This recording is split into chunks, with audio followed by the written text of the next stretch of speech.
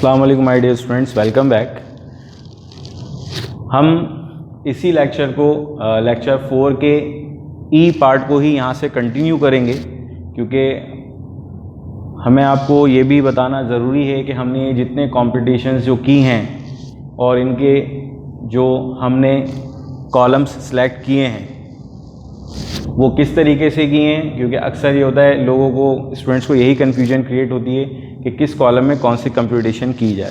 तो हमेशा एक बात को याद रखिएगा बेटा कि आप लोगों ने सबसे पहले लास्ट कॉलम को देखना है और जितनी आपकी मेजर कंप्यूटेशंस हैं, मैं यहाँ टिक करूँगा जो आपकी मेजर कंप्यूटेशन है ताकि आपको याद रहें, जितनी मेजर कंप्यूटेशंस हैं वो तमाम की तमाम आपके लास्ट कॉलम में होंगी, जिसमें हमारे पास मेजर कंप्यूटेशन जिस चीज़ के लिए हम काम कर रहे हैं वो है हमारी cost of goods manufactured.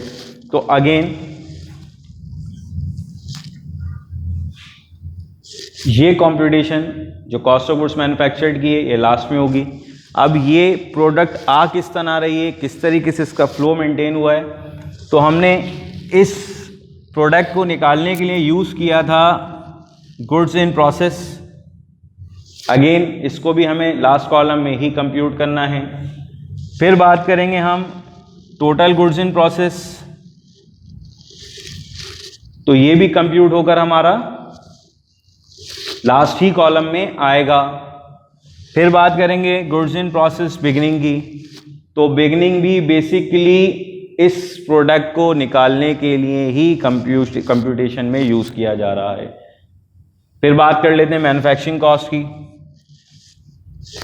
Manufacturing cost भी आपके लास्ट कॉलम में ही यूज़ हो रहा है। अब ये मैन्युफैक्चरिंग कॉस्ट कैसे आया? मैन्युफैक्चरिंग कॉस्ट आपका बेसिकली कॉम्बिनेशन है of 3 major element of a product cost. Number 1 direct material used, जो कि आपने ये कंप्यूट किया, लास्ट कॉलम में आया। डायरेक्ट लेबर, इसी की प्रोडक्ट आई प्राइम कॉस्ट, और जब हमने उसके अंदर ऐड किया फैक्ट्री ओवरहेड, तो ये तमाम की तमाम कंप्यूटेशंस आपकी लास्ट कॉलम में आती हैं। और अगेन हमें रॉ मटेरियल यूज का आंसर जब लास्ट कॉलम में दिया है तो इसकी कंप्यूटेशन इससे पहले वाले कॉलम में हम शो करते हैं। जैसे अगर आप यहाँ गौर करें तो हमारे पास रॉ मटेरियल यूज की जो कंप्यूटेशन है, रॉ मटेरियल बिगनिंग, अगेन तो आप गौर करें रॉ मटेरियल बिगनिंग आपके पास सेकंड कॉलम में मौजूद है। उसके बाद हमने यहाँ कंप्यूट की थी नेट परचेज, नेट परचेज भी आपके पास सेकंड कॉलम में मौजूद है। तो रॉ मटेरियल बिगनिंग में ऐड करते हैं नेट परचेज, तो raw material available for use आता है। Raw material available for use में से जब हमने लेस किया रॉ मटेरियल की एंडिंग, तो हमारे पास रॉ मटेरियल यूज आ गया। तो रॉ मटेरियल यूज की जितनी भी कंप्यूटेशन हमने की वो हमने सेकंड लास्ट कॉलम में की, as you can see here.